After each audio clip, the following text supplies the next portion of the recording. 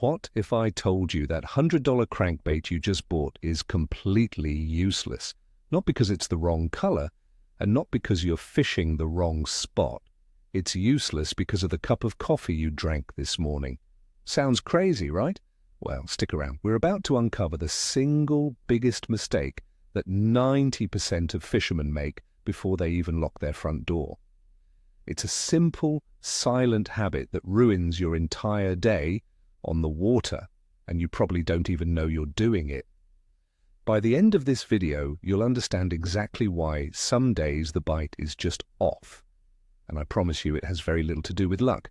So let me ask you, do you have a strict pre-fishing routine? Some guys have a lucky hat, others have a specific breakfast. Tell me about it in the comments, because today we're going to tear those routines apart. For generations, we've been taught that fishing success comes down to three things: location, presentation, and dedication. We spend thousands of dollars on boats and electronics to find the perfect spot. We fill our tackle boxes with every lure imaginable to perfect the presentation, and we wake up at ungodly hours to prove our dedication. We've created these elaborate rituals. We check the barometric pressure, the wind direction, the solunar tables. We tie on our confidence bait. We do all of this treating the fish like they are some mythical creature that can only be fooled by complex strategies. But we consistently ignore the most important factor in the entire equation, the one thing we have complete control over: ourselves. We focus so much on what we bring to the water, we forget what we're putting in the water long before the first cast. Let's start with the hard truth. To a fish, you are a walking, talking chemical factory. Think about it from their perspective. They live in a world where survival is dictated entirely by scent and vibration. Their sense of smell is hundreds, even thousands of times more powerful than ours. They can detect a single drop of a substance in an Olympic-sized swimming pool. It's how they find food, how they find mates, and most importantly, how they detect predators. So when you step up to the shoreline or onto the deck of your boat, you are broadcasting a scent signature that screams unnatural and danger. Imagine a quiet, misty morning on the lake. The water is glass. You're being stealthy, not making a sound. But in the water, a massive cloud of foreign chemicals is already spreading from your hands, your clothes, and your gear. You think you're hunting, but to the fish, you've just sounded a giant, smelly alarm. Now let's get into the nitty-gritty of why this matters so much. Scientists have discovered that fish have an intense, instinctual fear of a specific amino acid, L-serine. And guess what produces L-serine in massive quantities? Mammalian skin. That means your skin, my skin. It's a primary component of our sweat and our skin oils. To a fish, L-serine is the universal scent of predator. It's the smell of death. When a predator, like an otter, a mink, or even a human, attacks a fish, it leaves behind this L-serine trace. The other fish in the area smell it and their brains scream, "Danger! Flee!" This isn't a learned behavior. It's hardwired into their DNA for millions of years. So every time you touch your lure, your line, or your bait with your bare hands, you are literally marinating it in a substance that fish are genetically programmed to avoid at all costs. You're not just neutral, you are actively repelling them. So, where does this all begin? It begins the second your alarm clock goes off. Let's talk about that first mistake we hinted at. For millions of us, the day starts with coffee. You grab the mug, you drink it, maybe you spill a little on your hands. The intense, acidic, and unnatural aroma of coffee beans is now all over your fingers. Fish, especially species like bass and trout, are incredibly sensitive to these acidic compounds. They don't encounter roasted coffee beans in their natural environment. So when they get a whiff of it on your lure, it's not just a neutral smell, it's a foreign, confusing, and potentially threatening signal. You might as well be dipping your worm in motor oil. That simple act of enjoying your morning brew could be the first link in a chain of scent contamination that follows you all the way to the lake. It's the perfect example of a harmless human habit being a major fishing liability. Next up, you jump in the shower, you grab that bar of soap. Irish Spring? Dial? Old Spice? They all have one thing in common: powerful, perfumed chemicals. These scents are designed to stick to your skin for hours, to make you smell clean to other humans. But to a fish, it's a chemical assault. Think about the floral, musky, or artificial scents in your soap, your shampoo, your deodorant. They are completely alien to the aquatic world. When you handle your rod, your reel, and your line, those fragrances are transferred instantly. The line, in particular, acts like a giant wick, dragging that cloud of artificial scent through the water with every single cast and retrieve. You could have the most realistic-looking crawfish jig on the planet, but if it smells like a department store perfume counter, a wise old base is going to turn and run. Your quest for personal hygiene is directly at odds with your quest to be a stealthy angler. And we can't forget about breakfast. Let's say you're a bacon and eggs kind of guy. You cook up some greasy bacon, you handle it with your hands. Now your fingers are coated in salt, nitrates, and rendered animal fat, none of which are natural scents in a freshwater lake, or maybe you had a donut or a sugary pastry. The sweetness and artificial flavorings are now part of your scent profile for the day. Even something as simple as peeling an orange can be a disaster. The citric acid and potent oils from the orange peel will linger on your hands for hours, and it's a smell that screams wrong to any fish that comes near your bait. We meticulously prepare our gear, but we give zero thought to the food residue we're slathering all over it. It's a classic case of winning the battle with our tackle, but losing the war with our breakfast choices. Let's move out to the garage or the truck. What's the next thing you do? You fill up with gas. And it's almost impossible to do that without getting at least a small amount of gasoline or diesel fuel on your hands. This is, without a doubt, one of the most repulsive and alarming scents you can introduce into the water. Petroleum distillates are poison. Fish can detect them at concentrations of parts per billion. It's a massive red flag that signals a toxic, life-threatening environment. A single drop of gasoline on your hands, transferred to your fishing line, can create a scent trail dozens of feet long in the water. You're essentially telling every fish in the area that your lure is a piece of floating poison. And yet how many of us stop for gas on the way to the lake, grab a hot dog, and then head straight to our first spot without ever washing our hands? Then there's the dynamic duo of outdoor protection, sunscreen and bug spray. Obviously, we need these for our own health and comfort. But most commercial products are a chemical cocktail of scents and substances that are disastrous for fishing. DEET, the active ingredient in most bug sprays, is incredibly potent and easily detected by fish. Sunscreens are often loaded with fragrances and oily compounds that leave a slick on the water and a powerful smell on your lure. Imagine a base hiding in the shadows, waiting to ambush a bluegill. Suddenly a plastic worm that smells like a coconut pina colada with a hint of insecticide drifts by.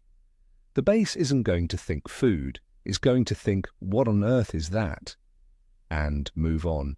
These necessary evils of a day on the water become major scent polluters if not managed correctly. We'll get to how to manage them later. Now let's talk about the contamination cascade. This is the process where one small mistake at home compounds into a day-long disaster. It starts with those coffee and soap-covered hands. You pick up your fishing rod. Now the grip is contaminated. You pull line from your reel. Now the first 20 yards of your line are covered in the scent. You open your tackle box. The plastic tray and the lures inside are now tainted. You tie on a new, soft plastic bait. You've just injected it with a dose of human and chemical scent. You see how it works? It's a chain reaction. By the time that lure hits the water, it's a floating billboard of everything you've touched that morning. This is why some days it feels like you can't buy a bite. It's not the fish, it's you. You've unknowingly poisoned the well at every single step of your process. A classic example is the guy who meticulously organizes his gear the night before. He has everything perfect. But on the morning of the trip, he's in a rush. He grabs a cigarette or a cigar for the ride. The nicotine and tobacco residue on his fingers is one of the most offensive smells to a fish. He gets to the lake and without thinking starts rigging up. That tobacco scent is now on his fluorocarbon leader, his hook, his plastic worm. He makes a perfect cast to a submerged log where a big bass lives. The bait sees the worm, it looks like an easy meal. It moves in closer, gets a whiff, and immediately turns away. The fisherman is left scratching his head, blaming the weather or the lure color. He has no idea that the decision he made in his truck just cost him the fish of the day. The evidence of his mistake is invisible, but to the fish, it's as clear as day. This brings us to a major myth we need to bust. The idea that lure attractants can solve the problem. How many times have you seen guys douse their baits in garlic, anise, or some other fish attractant spray? They think they're masking their human scent. In reality, they're often just making the problem worse. You're not covering up the soap and gasoline smell, you're just adding another unnatural layer to the chemical cocktail. Now your lure smells like coffee, sunscreen, and garlic. It's a confusing mess. A much better approach is to start with a neutral, scent-free baseline. True scent control isn't about adding a good smell, it's about subtracting all the bad ones. These sprays can be the final touch, but they are completely useless if you haven't addressed the root of the problem, your own contaminated hands. So how do we start to fix this? The solution begins with a change in mindset. You need to start thinking less like a casual fisherman and more like a bow hunter. A serious deer hunter would never dream of heading into the woods after washing with perfumed soap and smoking a cigarette. They are absolutely obsessed with scent elimination because they know their prey's survival depends on its nose. We need to apply that same level of discipline to our fishing. Your hands are the single most important tool you have, and they are also the primary source of contamination. The war against bad scent is won or lost at the sink, long before you get to the water. It requires a conscious effort to break old habits and build a new, scent-aware pre-fishing routine. It's not about being paranoid, it's about being strategic. Here is your new step one, the absolute foundation of scent-free fishing. Go to the store and buy a bar of Hunter's scent-eliminating soap or any basic, non-scented, dye-free soap. This becomes your official fishing day soap. Before you leave the house, wash your hands thoroughly with this soap and hot water. Scrub your hands, your wrists, and under your fingernails. This single act will remove the vast majority of the residual soaps, food oils, and other contaminants you've picked up during the morning. It's the reset button for your hands. If you have to stop for gas on the way, wear a disposable glove on the hand you use to pump the fuel. It might look a little silly, but it's a game changer. Your goal is to get your hands as close to a neutral, scent-free state as possible before you ever touch your fishing gear. Step 2 is to decontaminate your gear. Your rod, grips, especially cork, and EVA foam are giant sponges for sweat, oil, and sunscreen. Take a rag with some rubbing alcohol or a scent killer spray and wipe down your rod handles before a trip. Do the same with the handle on your reel. Pay special attention to your fishing line. Many anglers will spray their line spool with a line conditioner, but a scent killer spray is even more important. It helps neutralize any scents that have been absorbed into the line over time. Think of it as spring cleaning for your tackle. You wouldn't serve dinner on a dirty plate, so why would you present a lure that's been sitting in a contaminated environment? A few minutes of prep can make a world of difference. Now let's address the sunscreen and bug spray issue. You can't just skip them. The solution is application strategy. Apply them at home at least 30 minutes before you start fishing. And here's the key: apply them to the tops of your hands, your arms, your neck, and face. Try to avoid getting any on your palms and fingertips, the parts of your hands that will be touching your line and lures. After you apply it, wash your palms and fingers again with your scent-free soap. This way, you get the protection you need without directly transferring those oily, smelly chemicals onto your tackle. There are also some angler-friendly sunscreens on the market that are made with fewer oils and fragrances, which are definitely worth looking into if you spend a lot of time on the water. Let's talk about bait. This applies whether you're using live minnows or a bag of soft plastics. Never, ever reach into the bag or bucket with your bare hands if you can help it. If you've just been eating a sandwich or applying sunscreen, you're contaminating the whole batch. For soft plastics, use a pair of forceps or pliers to pull one out of the bag, or better yet, shake one out onto a clean surface. For live bait, use a small dip net. The goal is to minimize direct contact. If you absolutely have to handle the bait, make sure you've just washed your hands with your scent-free soap or used a scent-eliminating wipe. You want that bait to smell like what it is, not like what you had for lunch. This is especially critical for finesse techniques where the fish has a long time to inspect the bait before committing. Another powerful tool in your arsenal should be a scent-eliminating field spray, just like hunters use. Keep a small bottle in your boat or your tackle bag. After you've been handling things, after you eat a snack, or especially after you land a fish, give your hands a quick spray and rub them together. When you land a fish, it will often release a fear pheromone. If you handle that fish and then go back to rigging your lure, you're transferring that fear scent onto your bait. A quick spray and wipe down can neutralize that. It's a simple habit that keeps your hands clean and your presentation scent-free throughout the day. It allows you to correct for any mistakes you might make, like accidentally touching a gas can or a greasy bag of chips. It's your insurance policy against scent contamination on the water. Think about the water itself as a source for scent management. Before you make your first cast of the day, after you've launched the boat and gotten to your spot, simply dip your hands in the lake water and rub them together vigorously. This helps wash away any remaining foreign scents and acclimates your hands to the natural smell of the environment you're in. The fish are used to the smell of the water, the algae, the mud.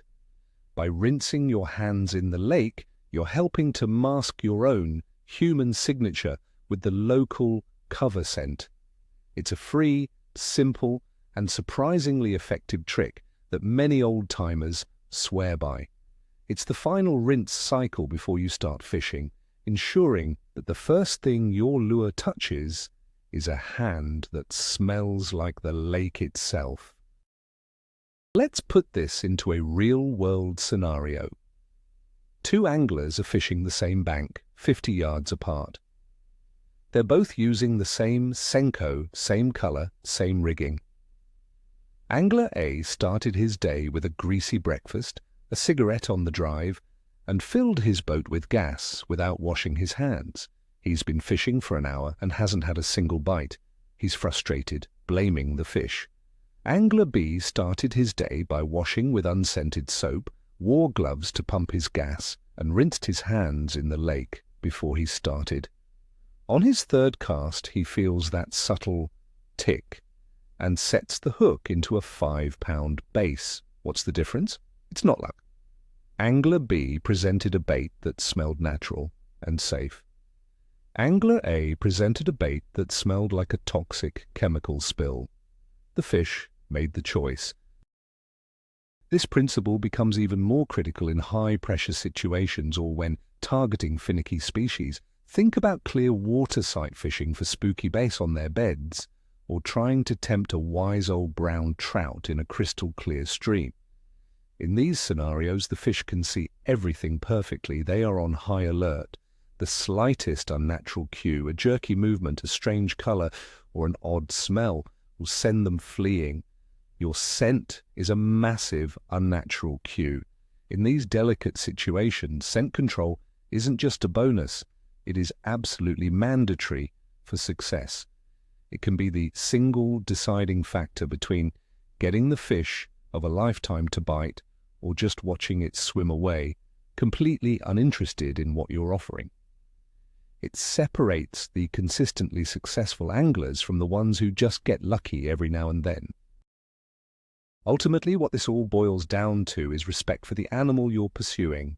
We often forget that we are entering their world, their home, and we come in loud, not with sound, but with scent.